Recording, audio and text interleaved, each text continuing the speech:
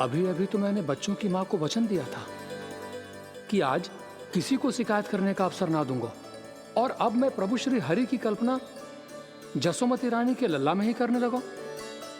ना ना, ये ठीक ना है।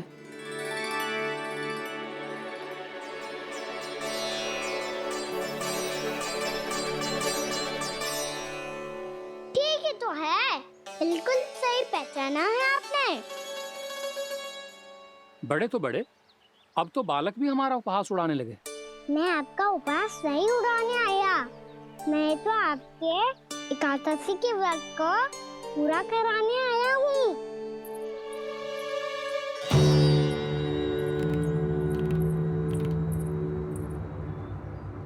कान्हा,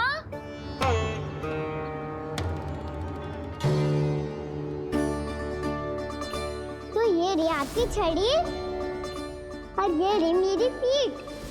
सेक बिना तापड़ तोड़। आज तो इसकी पीठ सेक के रहूंगी मैं। मैया घर पे भूखी मुझे ढूंढ रही होगी। लो, आज द्वादशी के दिन पहले प्रहर में भोजन करके अपना एकादशी का व्रत पूरा करो आप। धन्यवाद राजकुमार, पर अभी हमें भूख नहीं है।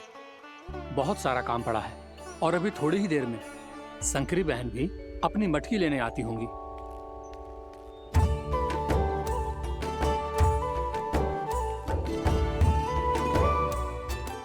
पर मैं आपका व्रत पूरा कराए बिना नहीं जा सकता। भला क्यों? भक्त भूखा रहे और भगवान खा ले, ऐसा हो सकता है भला?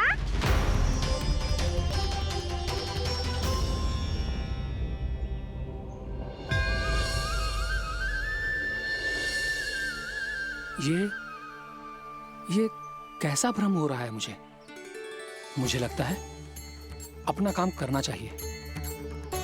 द्वादशी के पहले प्रहर में व्रत पूरा करना बहुत आवश्यक होता है, ना तो एकादशी का व्रत भी पूरा ना माना जाता।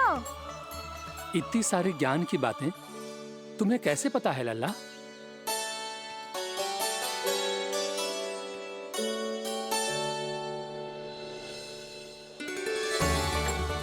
जैसे एकादशी की कथा होती है, वैसे द्वादशी की महिमा भी एक बहुत महत्वपूर्ण कथा है।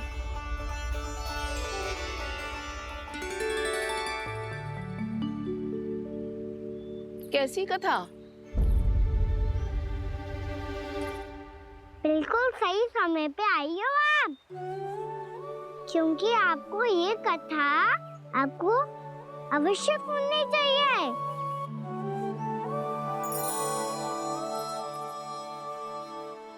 मुझे क्यों? पहले सुन तो लियो, फिर स्वयं ही पता चल जाएगा। बहुत समय पहले एक राजा हुआ करते थे, राजा अम्बरीश। भगवान श्री हरि के बहुत बड़े भक्त थे। ओम नमो नारायणाय। ओम नमो नारायणाय।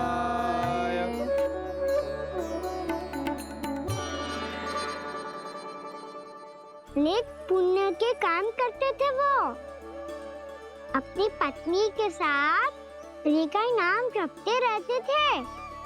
उन्होंने 12 माह एकादशी का व्रत करो निर्जल पास किया, और जब उनकी 12वीं एकादशी का व्रत द्वादशी के दिन तोड़ने का समय हुआ, तभी महर्षि दुर्वासा अपनी 100 शिष्यों के साथ उनके महल में पधारे।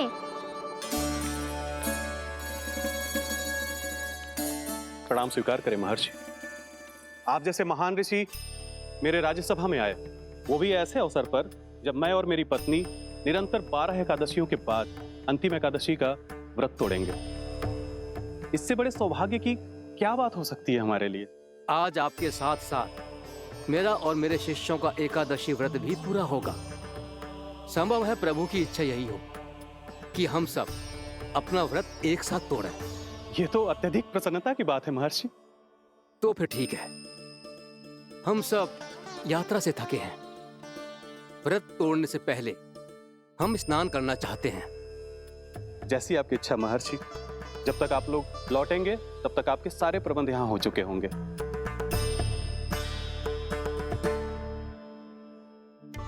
महर्षि दुर्वासा स्नान करने गए थे, पर उन्हें लौटने में विलंब हो रहा था और इधर द्वादशी पर व्रत पूरा करने का मुहूर्त बीता जा रहा था। महाराज अमरीश बड़ी विरगता के साथ महर्षि दुर्वासा के लौटने की प्रतीक्षा कर रहे थे। महाराज, व्रत तोड़ने का मुहूर्त बीता जा रहा है। बस कुछ ही समय बचा है। महर्षि और उनके शिष्यों को लौटने में न जाने कितना समय लग जाएगा। मेरा सुझाव है कि आप मुहूर्त समाप्त होने से पहले व्रत अवश्य तोड़ लें। गुरुदेव, हमने महर्षि दुर्वासा को वचन दिया है कि जब तक वो लौटेंगे नहीं तब तक हम व्रत नहीं तोड़ेंगे। इसीलिए मैं उनके लौटने के बाद ही भोजन ग्रहण करूंगा। पर महाराज, मुहूर्त यदि बीत गया और समय रहते हुए नहीं आए तो महाराज आपका व्रत पूरा नहीं होगा। महाराज, आपको उसका फल नहीं मिलेगा। महाराज, 12 एकादशियों का व्रत व्यर्थ चला जाएगा। किंतु गुरुदेव, यदि मैंने भोजन कर लिया तो ये तो अतिथियों का अपमान होगा। आप उचित कह रहे हैं महाराज। भोजन के लिए उनकी प्रतीक्षा अवश्य कीजिए महाराज। पर मुहूर्त रहते हुए एक तुलसी का पत्ता और जल ग्रहण कर लीजिए। इससे आपका व्रत भी पूरा हो जाएगा और अतिथि का मान भी रह जाएगा। आपका सुझाव अच्छा है गुरुदेव।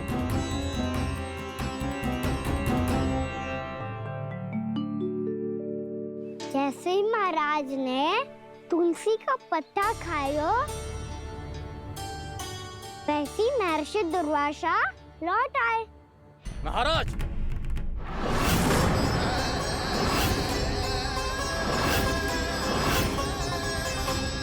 महाराज को उपास तोड़ते देखते बहुत क्रोधित हो गए।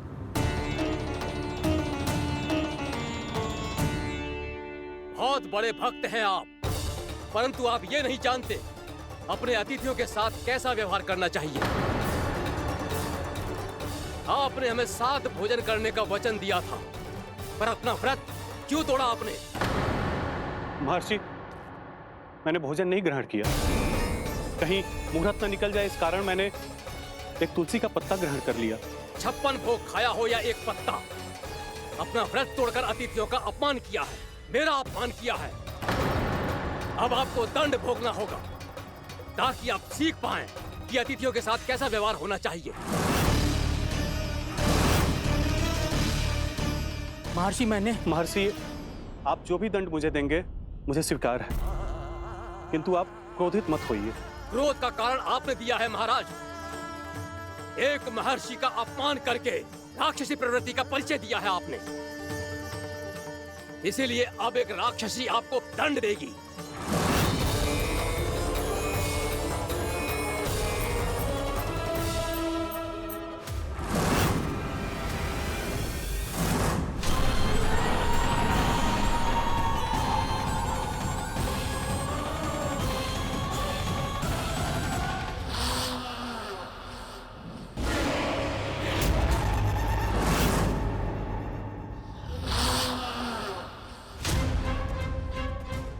हे प्रभु, यदि मैंने सच में महर्षि का अपमान करने की भूल की हो तो मैं उसका परिणाम भोगने के लिए प्रस्तुत हूं।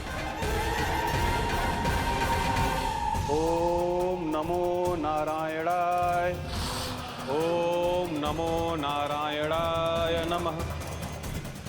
महर्षि दुर्वासा को यह आभास ही नहीं था कि महाराज अम्बरीश ने उनका अपमान नहीं किया था। फिर भी उसे अपमान मान के वो श्री नारायण के भक्त पे संदेह कर रहे थे। मैंने भी तो भोला राम की भक्ति पे संदेह किया था। हे नारायण, ये क्या पाप हो गया मुझसे? संदेह किसी अपमान से कम ना हो तो, और भगवान सब सह सकते हैं, पर उनके प्रिय भक्तों का अपमान सहन ना कर सकते। इसीलिए उन्होंने अस्थिचेप करने का निर्णय लिया।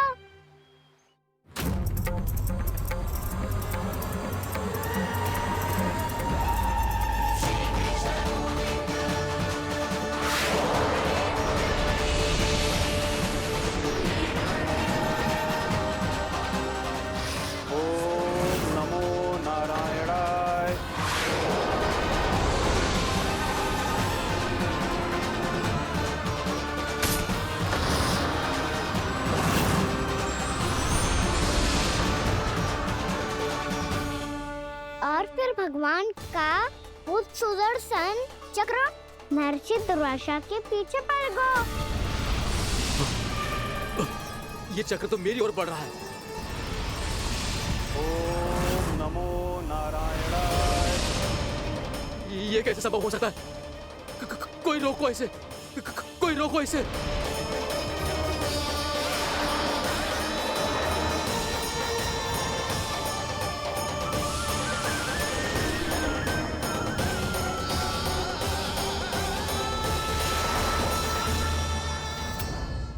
चक्र से अपने प्राण जैसे तैसे बचाते बचाते महर्षि दुर्वासा ब्रह्मलोक जा पहुंचे। ब्रह्मदेव रक्षा कीजिए, ब्रह्मदेव सहायता कीजिए, मुझे बचाइए ब्रह्मदेव, रक्षा कीजिए। ये सुदर्शन चक्र मेरे प्राणों के पीछे पड़ गया है, मुझे बचाइए ब्रह्मदेव, मुझे बचाइए। महर्षि, मैं चाहकर भी आपकी सहायता नहीं कर सकता। ऐसी स्थिति में यदि कोई कुछ कर सकते हैं तो वो है सुदर्शन चक्र के स्वामी विष्णु, क्योंकि सृष्टि में केवल वही है जो इसे नियंत्रित कर सकते हैं। वो ही इसे वापस लौटने का आदेश देकर आपके प्राणों पर छाए हुए संकट को दूर कर सकते हैं। किंतु हां, मैं सुदर्शन चक्र से इतना अवश्य कहूंगा कि जब तक आप विष्णु लोक में पहुंच नहीं जाते, वो आपको किसी भी प्रकार की हानि ना पहुंचाए। आपका बहुत बहुत धन्यवाद, आपकी सदा ही जय हो।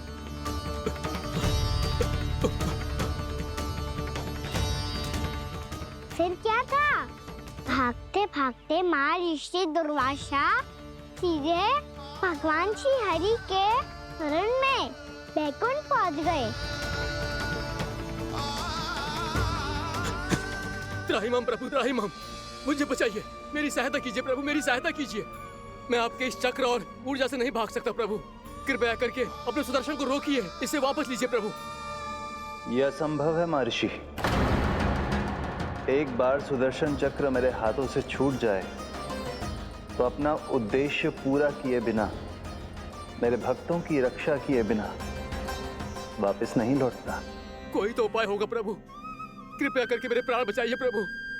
मैं सुदर्शन की ऊर्जा से जलकर भस्म नहीं होना चाहता प्रभु। आप जो कहेंगे मैं करूंगा प्रभु। तो मुझे नहीं लगता कि आप वो कर पाएंगे। मैं अवश्य करूंगा, मैं अपनी प्राण रक्षा के लिए कुछ भी करूंगा प्रभु। आपने मेरे भक्त राजा अम्बरीश को भक्ति का कर्तव्य निभाने के लिए अपमानित और दंडित किया है महर्षि, पर भक्त की रक्षा करना भगवान का कर्तव्य है। इसलिए यदि आप भक्त राजा अम्बरीश के पास जाकर क्षमा याचना करें और यदि वो आपको क्षमा कर दे तो ही ये चक्र आपके प्राण लिए बिना लौट सकता है। अन्यथा आप तो जानते हैं महर्षि, मेरे भक्त का अपमान मेरा अपमान। भक्त का अपमान भगवान के अपमान से कम ना हो तो है। महर्षि दुर्वासा को भी ये बात समझ आई और फिर उन्होंने महाराज अम्बरीश से क्षमा याचना की। महाराज महाराज महाराज महाराज महाराज, मुझे क्षमा करें महाराज, मुझसे बहुत बड़ी भूल हो गई महाराज, मुझसे बहुत बड़ी भूल हो गई महाराज। महर्षि, आप हमारे चरण छुए ये उचित नहीं। महाराज, महाराज अम्बरीश, आप नारायण के सच्चे भक्त हैं। मैंने आपको अपमानित किया, दंडित करने का प्रयास किया महाराज। इस अपराध के लिए मुझे क्षमा कीजिए महाराज, और इस सुदर्शन चक्र से मेरे प्राण बचाइए महाराज।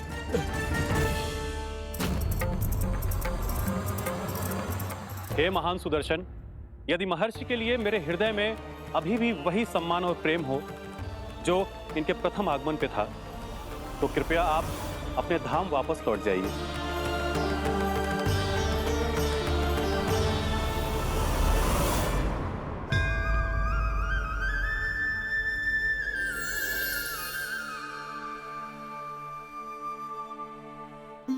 आपका बहुत बहुत धन्यवाद महाराज अम्बरीश। मैं आपको आशीर्वाद देता हूं कि आप देवराज इंद्र के समान शक्तिशाली हों। आपकी कीर्ति का पताका 10 दिशाओं में फहराए।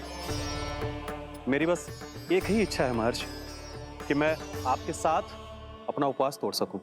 अवश्य महाराज, हम सब भोजन आपके साथ करेंगे और अपने आप को नारायण की सेवा में अर्पित करके व्रत को पूरा करेंगे, क्योंकि आज जो यहाँ हुआ है उससे सिद्ध हो चुका है कि एकादशी व्रत का फल द्वादशी की सुबह भोजन करने से ही प्राप्त होता है। इस कथा से हमें पता चलता है कि सभी को द्वादशी के सुबह भर पेट भोजन करके एकादशी का व्रत पूरा करना चाहिए। और दूसरी बात, भगवान की सच्ची भक्ति अपमान कभी ना करना चाहिए। उनके साथ सदैव प्रेम से व्यवहार करना चाहिए। यही भगवान को सबसे अधिक प्रिय है।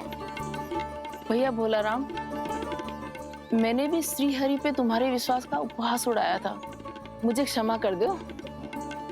ना ना, आप क्षमा मांगकर मुझे लज्जित मत करो। आप तो मेरी बहन जैसी हैं। जब महर्षि दुर्वासा जैसे महान ऋषि को भी प्रभु के भक्त से क्षमा मांगनी पड़ी, तो मैं तो बहुत ही तुच्छ हूँ। मुझे आपकी किसी भी बात का बुरा ना लगा। पर पता है प्रभु को कौन सी बात सब भूला रखता है? कौन सी बात? जब उनका भक्त भूखा रहे, हमें भी अपना व्रत पूरा ना करे। और जैसा कि आप सभी ने अभी कथा से सीखो है, एकादशी के व्रत को द्वादशी की सुबह अवश्य पूरा करना चाहिए। अब आप जाओ, अपना व्रत पूरा करो।